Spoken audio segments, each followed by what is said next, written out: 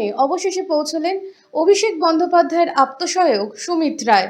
Supreme কোর্টের অন্তর্বর্তীকালীন রক্ষা কবচ পাওয়ার পরেই কিন্তু তিনি ভবানী ভবনে হাজিরা দিতে পৌঁছেছেন।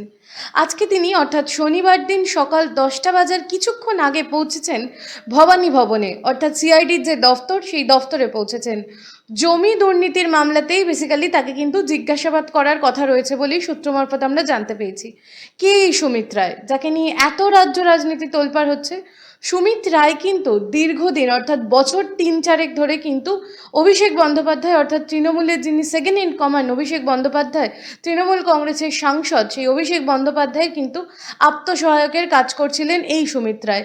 দীর্ঘদিন ধরে অর্থাৎ ভোটের পর যখন পালা বদল হয় 4th মে অর্থাৎ 4ঠা মের পর থেকে রাজ্যের ভোটের রেজাল্ট আউটের পর থেকেই কিন্তু সুমিত রায় কার্যত গা ঢাকা দিয়েছিল। সুমিত রায়কে কিন্তু হন্যে হয়ে কেন্দ্রীয় যে এজেন্সি রয়েছে অর্থাৎ সিআইডি, যেরকম সিআইডি যদিও বা রাজ্যের, সিআইডি ছাড়াও সিবিআই, ইডি বিভিন্ন দুর্নীতির মামলায় যে অভিষেক বন্দ্যোপাধ্যায়ের যে মামলা হয়েছে তার সাথে কিন্তু প্রত্যেকটার ক্ষেত্রেই কিন্তু এই সুমিত রায়ের নাম জড়িত রয়েছে এবং এই সুমিত রায়কেই কিন্তু বিভিন্ন দুর্নীতির মামলায় কিন্তু জিজ্ঞাসাবাদ করার জন্য হন্যে হয়ে খুঁজছিল তদন্তকারী সংস্থাগুলো।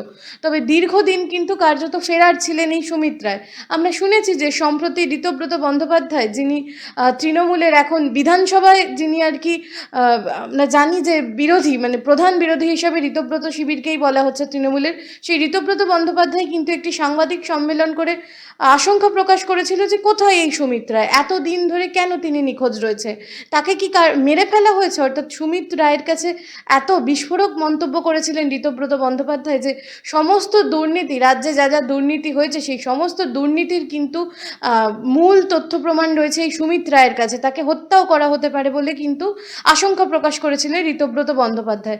এই তো চলেছে সুমিত রায়কে নিয়ে টানাপোড়েন। তবে অবশেষে কিন্তু শনিবার দিন সকাল 10টা বাজার কিছুক্ষণ আগেই ভবানী ভবনে ঢুকলেন সুমিত রায়। তবে এই ক্ষেত্রেও কিন্তু তিনি যে খুব সহজে এসেছেন তা নয়, বারবার high court, supreme court, lower court বারবার ঘুরেছে তার মামলা, তারপরে যখন তাকে রক্ষা কবচ দেওয়া হয় তারপরেই কিন্তু তিনি এসছেন, অর্থাৎ এই ভবানী ভবনে তিনি এসেছেন। আলিপুরের বাড়িতে গতকাল গিয়েই কিন্তু সিবিআইয়ের যারা অফিসার রয়েছে অর্থাৎ সুমিত রায়ের বাড়িতে গিয়ে কিন্তু তাকে আসার জন্যে যে আর কি যে পত্র দেওয়া হয় সেটা দিয়ে আসা হয়েছিল, অর্থাৎ যে তাকে যে ডাকা হচ্ছে তার অফিসিয়াল স্টেটমেন্ট সেটা কিন্তু হাজিরা দিতেই হবে এই বিষয়ে কিন্তু গিয়ে তার বাড়িতে গিয়ে জানিয়ে আসা হয়েছিল গতকালকেই।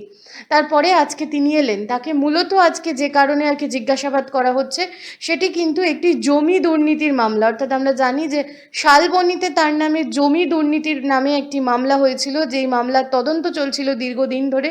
সেই মামলাতেই কিন্তু সুমিত রায়ের বয়ান রেকর্ড করার জন্য তাকে আজকে হাজিরা দিতে বলা হয়েছে। তবে তিনি কিন্তু শর্ত সাপেক্ষ হাজিরা দিয়েছেন। হাইকোর্টে তিনি অ্যাপিল করেছিল তার রক্ষা কবচের জন্য, হাইকোর্টে সুরাহা না হওয়ায় তাকে হাজিরা দিতে বলা হবে বলায় কিন্তু তিনি কিন্তু সুপ্রিম কোর্টে অ্যাপিল করেছিল।